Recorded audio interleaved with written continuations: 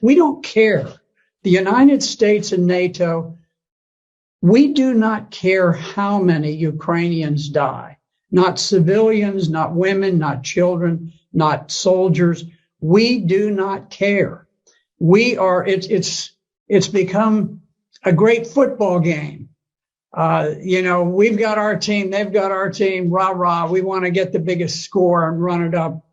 And, we don't care how many of our players get crippled on the playing field, as long as we win. Now, we are shipping fantastic quantities of weapons. It's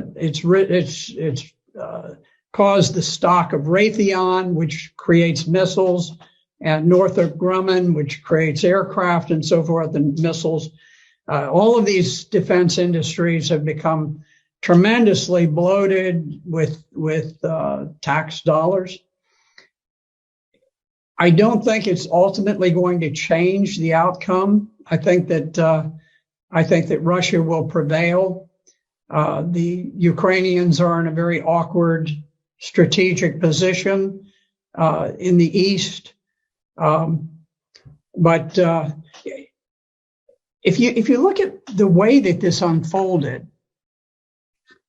President Putin made a desperate effort to stop the march towards war. Back in December of 2021, he went so far as to put specific written proposals on the table with NATO, peace proposals to defuse what was coming about. Because at this point, Ukraine was massing troops to attack the Donbass. So he was trying to head this off. He didn't want war. And NATO just blew it off, just dismissed it, never took it seriously, never went into serious negotiations. At that point, Putin, seeing that armed Ukrainians with weapons to kill Russian troops were literally on their borders, decided he had to strike first. Now, you could see that this was not some pre-planned attack. This was not like Hitler's attack into Poland, where the standard rule of thumb is that you always have a 3-to-1 advantage when you are the attacker. You have to mass 3 times as many tanks and artillery and planes and men as the other side has. In fact, when Russia went in, they went in sort of with what they had, what they could cobble together on short notice, and they were outnumbered by the Ukrainian forces. The Ukrainian forces had about 250,000. The Russians had perhaps 160,000. So instead of having 3 times as many, they actually had fewer troops than the Ukrainians, but they were forced to attack to try to preempt the battle that was looming, where the Ukrainians had massed these forces against the Donbass. Now, the Donbass is adjacent to Russia. It is a portion of Ukraine that did not join with the revolutionary government that conducted the coup in 2014 and overthrew the government of Ukraine. They refused to become a part of the new revolutionary government of Ukraine. And so they declared their independence. And Ukraine had massed this enormous army to attack against the Donbass. And so Russia was forced to go in to preempt that planned attack by Ukraine.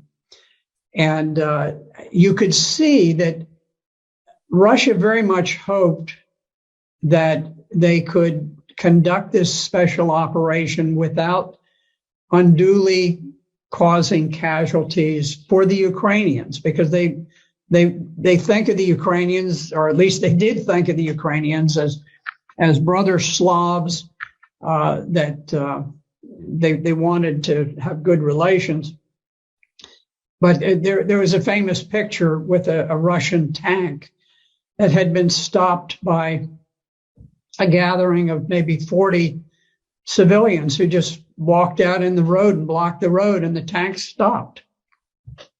I can tell you, in Vietnam, if we had had a bunch of people who stood in the way of an American tank going through, that tank would not have slowed down in the slightest. It wouldn't have honked a horn. It wouldn't have done anything. Wouldn't have fired a warning shot. It would have just gone on. And I think that's more typical. I'm not criticizing the Americans. I was there and I was fighting, and I probably would have driven the tank straight through myself. But what I'm saying is that the rules of engagement for the Russians were very, very cautious. They didn't want to create a great deal of hatred and animosity. The Russians did not go in. They did not bomb the electrical system, the media systems, the water systems, all of these, the bridges and so forth. They tried to retain the infrastructure of Ukraine in good shape because they wanted it to get back. They just wanted this to be over with and get back to normal. It didn't work. The Ukrainians, the resistance was unexpectedly hard. The Ukrainian soldiers fought with great valor, great heroism, and so now the game has been upped and it's become much more serious. But it is amazing to look and to see that Russia dominates the air. They haven't knocked out the train systems. They haven't knocked out power plants. They haven't knocked out so many things. They've never bombed the buildings in the center of Kyiv, the capital of Ukraine. They haven't bombed the buildings where the parliament meets. They've been incredibly reserved about these things, hoping against hope that peace could be achieved. But I don't think Ukraine has anything to do with the decision about peace or war. I think the decision about peace or war is made in Washington, D.C. As long as we want the war to continue, we will fight that war using Ukrainians as proxies, and we will fight it to the last Ukrainian death.